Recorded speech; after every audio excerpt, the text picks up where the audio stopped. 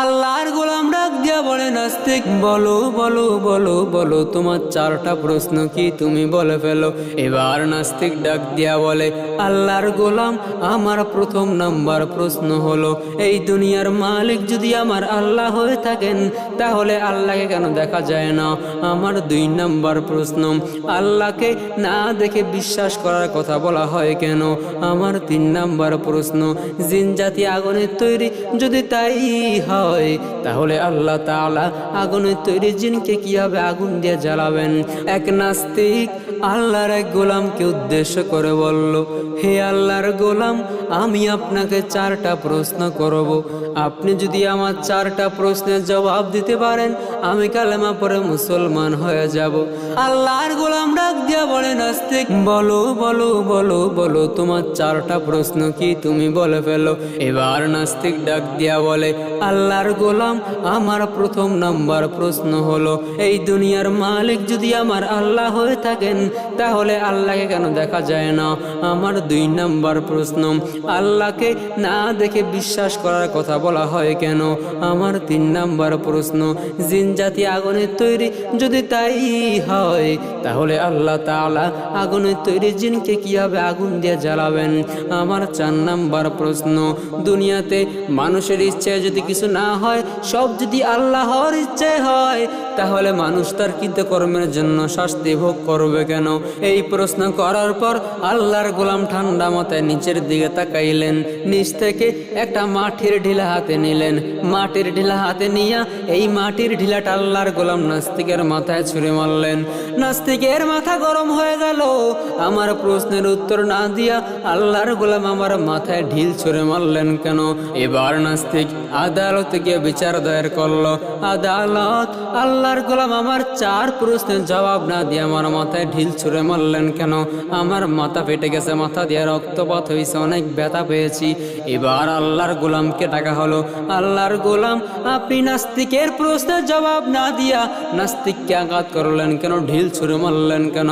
আল্লাহর গোলাম ডাক দিয়া বলে, নাস্তিক তোরে আমি এই ঢিল ছুঁড়ে মেরে তোর 4টা প্রশ্নের জবাব দিয়ে দিলাম। সবাই তো অবাক হয়ে গেল, ঢিল ছুঁড়ে মেরে 4 প্রশ্নের জবাব কিভাবে দিলেন। এবার আল্লাহর গোলামকে প্রশ্ন করা হলো, আল্লাহর গোলাম 4 প্রশ্নের জবাব ঢিল ছুঁড়ে মেরে কিভাবে দিলেন। আল্লাহর গোলাম ডাক দিয়া বলে, এ নাস্তিক,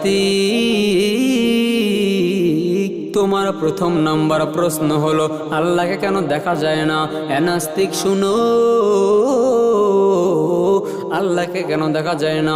এর জবাব হলো, তুমি যে বলতেছো ব্যথা পেয়েছো, এই ব্যথার অস্তিত্ব কোথায়, এই ব্যথার অস্তিত্ব কোথায়। এই ব্যথা দেখা যায় না, এই ব্যথা থাকা সত্ত্বেও যেহেতু ব্যথা বিদ্যমান না, আমার আল্লাহ তাআলা অস্তিত্বশীল থাকা সত্ত্বেও চর্ম চোখে তাকে দেখা যায় না। হ্যাঁ নাস্তিক, তোমার 2 নাম্বার প্রশ্ন হলো, আল্লাহকে না দেখে বিশ্বাস করবো কেন। চোখে না দেখে যদি তুমি ব্যথার কথা বিশ্বাস করতে পারো তাহলে আমার আল্লাহকে না দেখে বিশ্বাস করলে তোমার অসুবিধা কোথায়। তোমার 3 নাম্বার প্রশ্ন হলো, জিন জাতি আগুনের তৈরি, যদি তাই হয় তাহলে আল্লাহ তাআলা আগুনের তৈরি জিনকে কিভাবে আগুন দিয়া জ্বালাবেন। এ নাস্তিক শোনো, মাটির তৈরি মানুষকে যদি মাটি দ্বারা আঘাত করলে ব্যথা পাওয়া যায়। এ নাস্তিক তুমি নিজেই তো বললা, ঢিলের দ্বারা আঘাত করার কারণে, মাটির ঢিলার দ্বারা তোমার আঘাত করার কারণে তোমার মাথা ফেটে গেছে। তুমি যদি মাটির দ্বারা আঘাত করলে তোমার মাথা ফেটে তুমি কষ্ট পাইতে পারো। আমার আল্লাহর কি সেই ক্ষমতা নাই? আগুনের তৈরি জিনকে আগুনে আল্লাহ তাআলা কেন পোড়াইতে পারবেন না? মাটির তৈরি মানুষকে যদি মাটি দ্বারা আঘাত করা যায় তবে আগুনের তৈরি জিনকে কেন আগুন দিয়ে জ্বালানো যাবে না?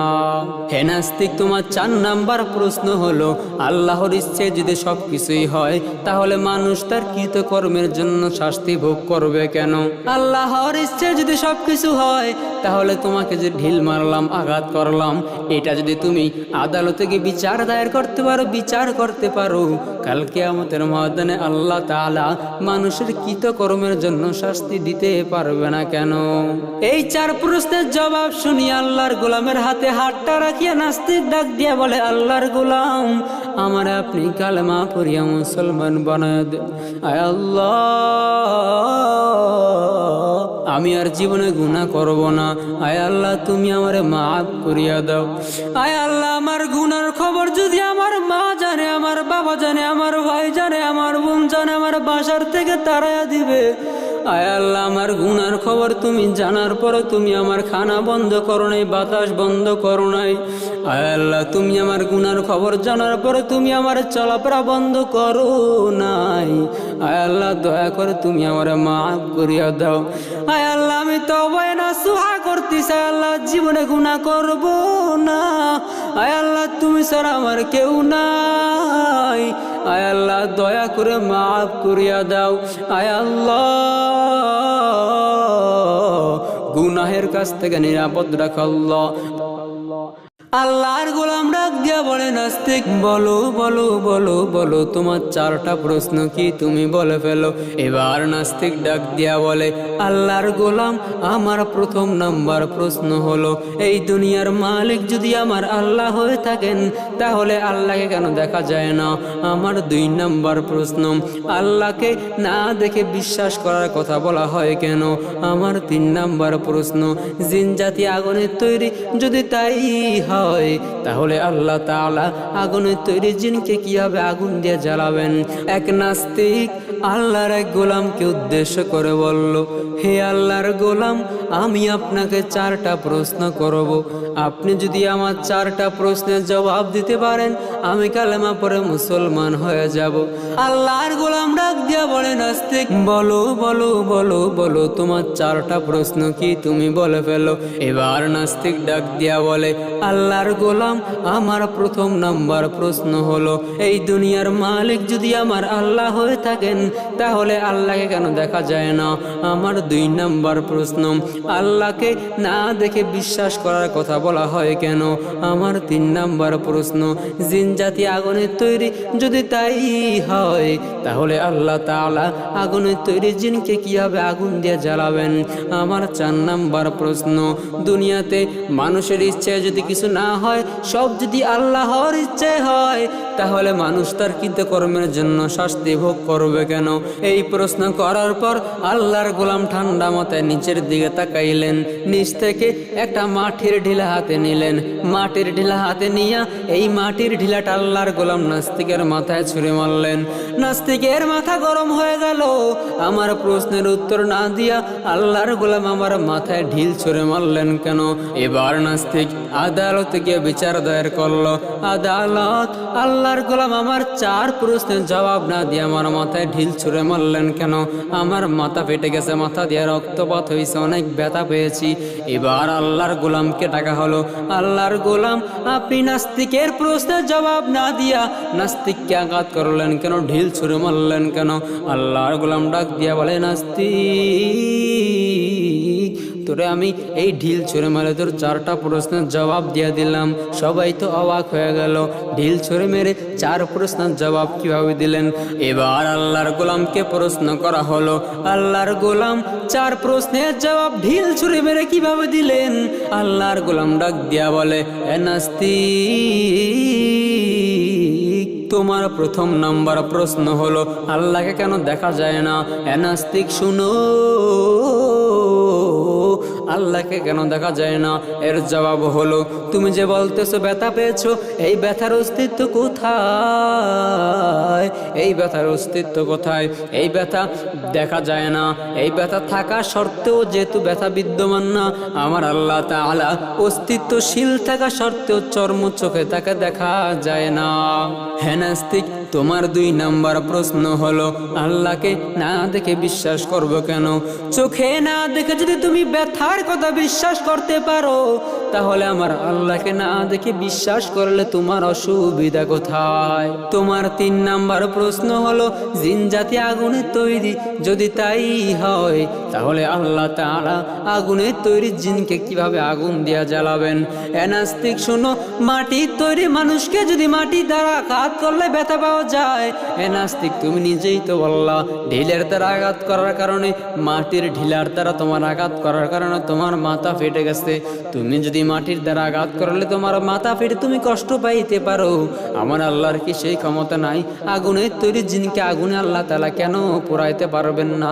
মাটির তৈরি মানুষকে যদি মাটি দ্বারা আঘাত করা যায়, তবে আগুনের তৈরি জিনকে কেন আগুন দিয়ে জ্বালানো যাবে না? হে নাস্তিক, তোমার 4 নাম্বার প্রশ্ন হলো, আল্লাহর ইচ্ছে যদি সবকিছুই হয়, তাহলে মানুষ তার কৃতকর্মের জন্য শাস্তি ভোগ করবে কেন? আল্লাহর ইচ্ছে যদি সবকিছু হয়, তাহলে তোমাকে যে ঢিল মারলাম, আঘাত করলাম, এটা যদি তুমি আদালতে গিয়ে বিচার দায়ের করতে পারো, বিচার করতে পারো, কাল কিয়ামতের ময়দানে আল্লাহ তাআলা মানুষের কৃতকর্মের জন্য শাস্তি দিতে পারবে না কেন? এই 4 প্রশ্নের জবাব শুনি আল্লাহর গোলামের হাতে হাতটা রাখিয়া নাস্তিক ডাক দিয়া বলে, আল্লাহর গোলাম, আমার আপনি কালেমা পড়িয়া মুসলমান বানায় দেন। আয় আল্লাহ, আমি আর জীবনে গুনাহ করব না। আয় আল্লাহ, তুমি আমারে মাফ করিয়া দাও। আয় আল্লাহ, আমার গুনার খবর যদি আমার মা জানে, আমার বাবা জানে, আমার ভাই জানে, আমার বোন জানে, আমার বাসার থেকে তাড়াইয়া দিবে। আয় আল্লাহ, আমার গুনার খবর তুমি জানার পরে তুমি আমার খানা বন্ধ করো নাই, বাতাস বন্ধ করো নাই। আয় আল্লাহ, তুমি আমার গুনার খবর জানার পরে তুমি আমার চলাফেরা বন্ধ করো নাই। আয় আল্লাহ, দয়া করে তুমি আমার মাফ করিয়া দাও। আয় আল্লাহ, আমি তওবা নাসুহা করতেছি। আয় আল্লাহ, জীবনে গুনাহ করব না। আয় আল্লাহ, তুমি ছাড়া আমার কেউ নাই। আয় আল্লাহ, দয়া করে মাফ করিয়া দাও।